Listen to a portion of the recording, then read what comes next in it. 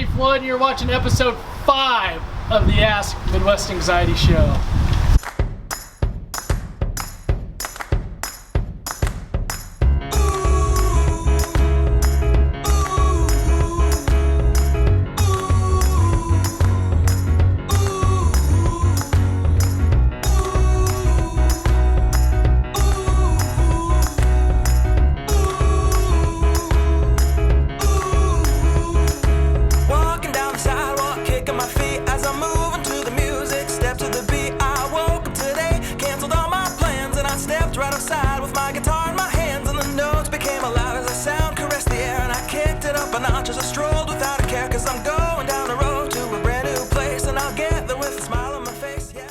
We're here at Lamar's Donuts, sitting outside, 127th and Quivira it is. Episode 5 here, we got some donuts. We got a chocolate donut, pumpkin spice for all those that are getting into the fall stuff. And then a glazed donut. The classic, that's what we're known for. Yeah. I think Lamar's is my favorite donut place. I think I'd say that too. That's your favorite donut place? Yeah. Well, let me see if you knew some of this. I'm going to read some Lamar's facts. Okay, I'm ready.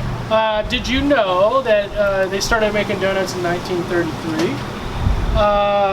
Ray Lamar began perfecting his donut recipes at the age of 17. Ray Lamar has his own holiday.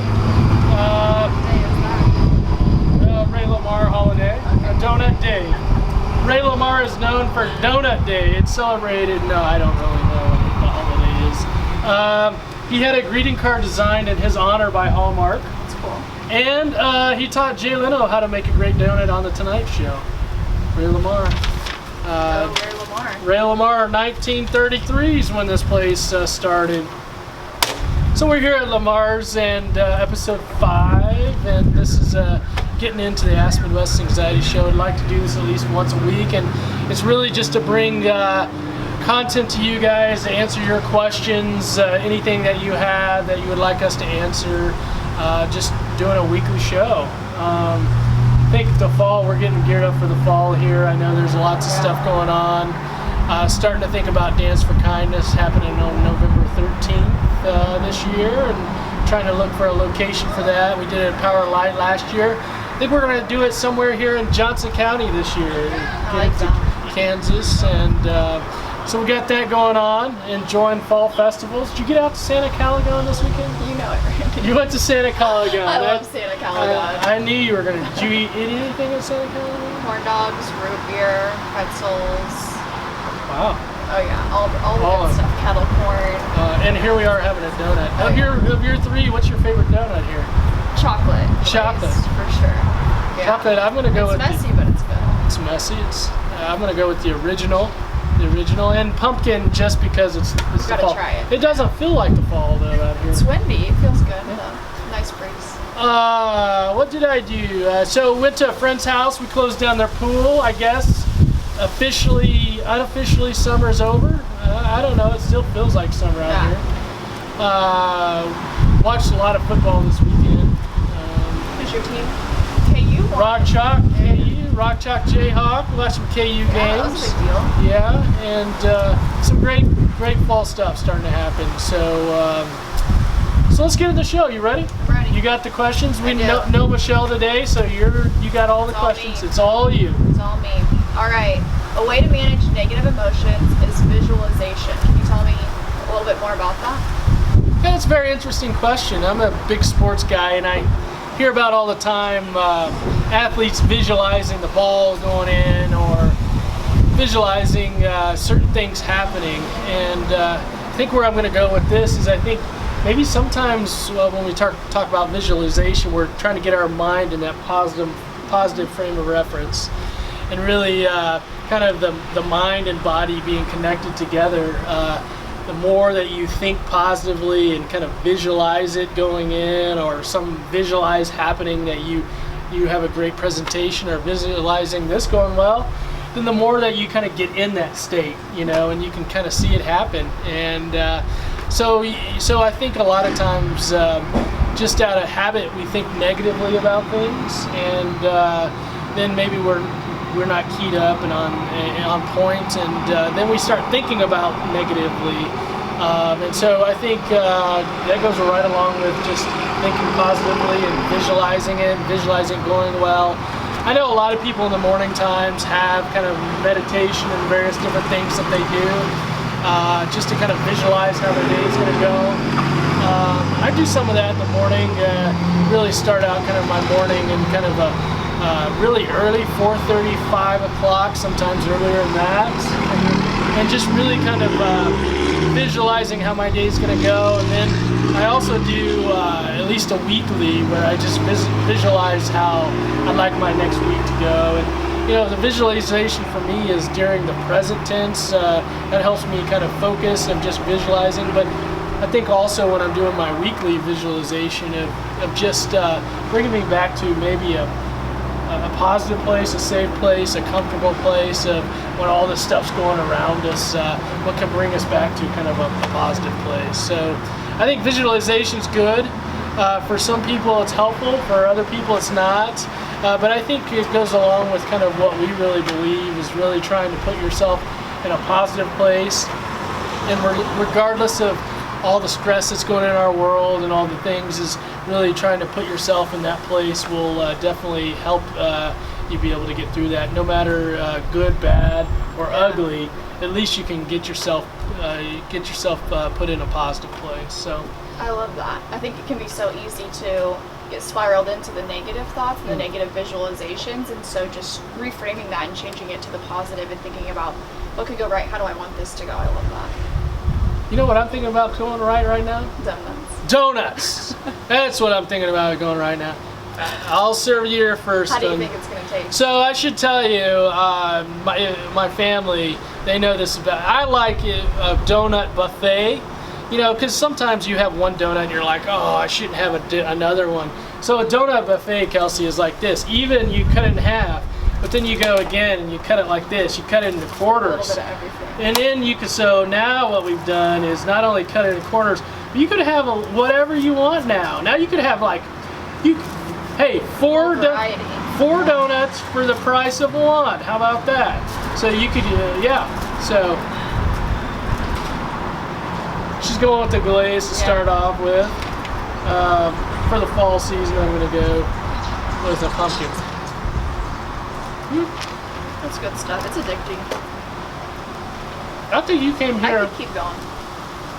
Didn't you come here a day or two ago? Yesterday, Randy. Oh, yesterday. Oh, sorry. I treated myself. I don't know if I was supposed to say that on camera. Do you like to talk with your mouth full? I don't mind, but I think other people might mind. Yeah, so maybe, what's the next question, and then you can Are take you ready for it? Yeah, I'm ready for it. All right, let's get it. So, the honeymoon stages at school are coming to an end. Yeah. And I was wondering if you could speak a little bit about kids starting to refuse going to school. Oh, yeah, very interesting. So, school refusal, and when we start talking about school refusal, sometimes that sounds like a really intense word, like refusing. I should start out, how'd you like that? Refusing. That was good. I like the energy. I should mention a name, Christopher Carney. Really enjoy his work, and we'll link up some of his books in the description. But he's well known for his work on school refusal. In his work, he talks about 4 different reasons for children to refuse school. I know it's tough to figure out sometimes why our children don't want to go to school. And he talks about 4 different reasons being why children don't want to go to school. And he also talks about in his books that school refusal is kind of on a continuum. It's not like, I'm just not going to go to school. I mean, that is one refusal, but sometimes it's just negotiating in the morning about going to school, or kind of things in the morning, negotiating getting up for school. He talks about that. So it's not just out, I mean, it can be outright refusal. That's one of the ways, but sometimes it's just like, do I have to go in? Can I just wait a little longer? Can I just stay here? How about I go in after the bell rings? So that's another school refusal behavior. Also with the behaviors is that they tend to create these kind of physical complaints like, have trouble, like my stomach hurts or my head hurts or I feel like I'm going to vomit. So these things start, kicking in because now the FUN is done. Well, I shouldn't say school. There's a lot of fun in school, but now it's time to get down to work and start homework and all that other stuff. So we see a variety of behaviors around school refusal starting to kind of, soon after Labor Day, and sometimes a little bit before, but it takes a little bit of time that we've seen in the past. So now that we're seeing these, now it's like, oh, okay, what do we do about it? And Christopher Carney goes through in his books and talks about the 4 reasons why, gives some assessments, but then a protocol for each one of those. And I think that that's good. Protocol is good for the student, for the parent, and for the school. I would say each of those different areas, the student, parents, and school have different roles. And so I think we take what's from the abstract of I don't know why he's not going to school or she's not going to school, or I don't know why I don't want to go to school, I just don't, and we take it from the abstract and bring it more into the more concrete. And he does an excellent job of discussing school refusal behaviors. But I really think kind of what I would say about that is I think we've got to be careful as parents and as school to give the students a lot of accommodations. I think you got to create some expectations and create, be supportive and empathetic and maybe have a little bit of understanding, a little leeway, but kind of sometimes what happens is when we give too many accommodations, then they start going further and further away from school, and we know once they're out of school, it's harder to get back in school socially and academically and those things. So definitely want you to check out if your child's refusing go to school, negotiating about anything about school, has physical complaints about going to school and it's recurring, and those physical complaints are keeping your son or daughter home, or just outright refusal, go check out Christopher Carney. I mean, he's got some great stuff. So I know that's certainly after Labor Day, and now for a while, for the rest of the school year, we'll see school refusal going on. So, sound all right? I like it. Sound pretty good? It sounds like there's a lot of different behaviors that can transpire, but really the goal is to get to the root of the problem and then target that problem, and then the behaviors somewhat diminish after the root of the problem has been targeted. You're exactly right. There are 4 reasons. Social anxiety, there's 4 different reasons why. Separation anxiety, so social anxiety, 2 of the big ones that we see, social anxiety, and then just home is more fun than school. So those are 2 of the bigger ones that we see, and getting to the root of those problems. Sometimes we focus on the school-related refusal behaviors, but really, overall, long-term, we're going to want to really work on those underlying issues. And Christopher Carney talks about in his protocols how not to only address the school refusal, but how to get to those underlying struggles. Yeah. Episode 2 or episode 5 today. Got lots of donuts here. We've got some work to do. We do have a doggy bag or a bag for us if we don't get through this. I'm going to go for one more chocolate.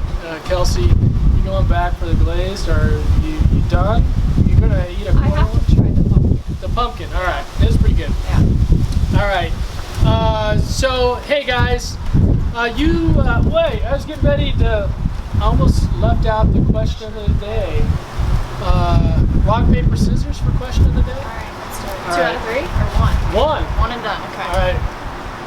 Whoever wins asks the question of the Is day. it 1, 2, 3, Yeah, go? yeah. Okay. 1, 2, 3. Oh, I messed it up. I got it. 1, 2, 3. Ooh.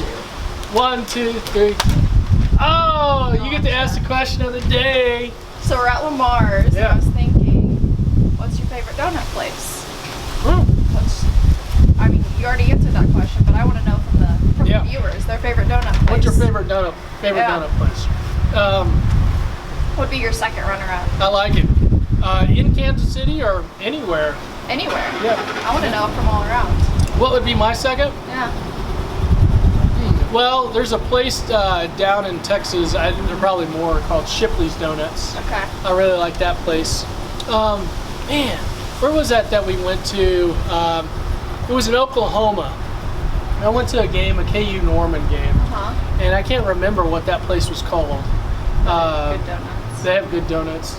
There's a place around here called Johnny's Space Age Donuts or something? I don't know that. I'd love to know if any of you guys know what I'm talking about, that place down in Norman, Oklahoma. Let us know what that is. Those were fantastic donuts. Yeah. So that would be my first. I don't know the name of it, but that would be my favorite. All right, go for the pumpkin or whatever that is. So you guys keep asking the questions. We'll keep answering them. Take care, guys. See ya.